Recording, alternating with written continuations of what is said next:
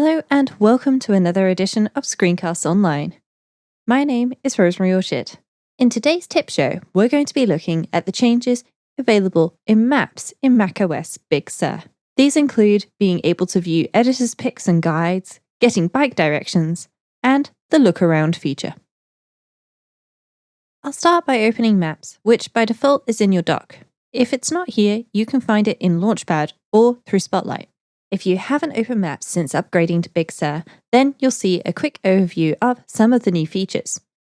The Maps app has of course been completely redesigned, as well as those ever-persistent bug fixes and improvements that we're all used to seeing in app updates. I'll just click Continue, and let's take a quick look. As you can see, I'm currently in Chippenham in Wiltshire in the UK, and this takes up the vast majority of my screen. I can easily scroll out using the scroll wheel or pinch to zoom on a trackpad. Over on the left-hand side, I have favorites, and I can also search for an address. The toolbar's across the top, and right next to where it says England, United Kingdom, after all, I zoomed out of Chippenham, I can toggle the sidebar. I can also use Command 0 on my keyboard to hide and show that. If you haven't got addresses set for home and work in your contact, then, like me, on the left you'll see Add. And if you click on this, it will prompt you to open your contact card to change this. Let's take a look at one of the new features available in macOS Big Sur, Guides. Over here on the left, in the sidebar, underneath Favorites, you can see My Guides. And you could click Add Guide to create a new guide. I'll call mine Europe Trip, and just press Return to save it. Right now, this has no locations, and that's entirely expected. It's not going to auto-populate this with things like the Eiffel Tower and the Colosseum, but when I click in search, I see editor's picks, and these are based on where I currently am and what I might be looking for. Apple Maps guesses this based on what you're looking at on the map. If we continue to scroll down, then we can actually browse by publisher.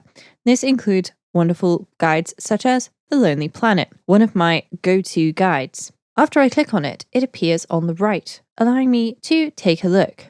And here we can see Epic Castles and Palaces of Europe. This is one of my weaknesses. I do love a pretty palace. So let's take a look at what they suggest. As you can see, one of the first things that I can spot under the title is Add to My Guides.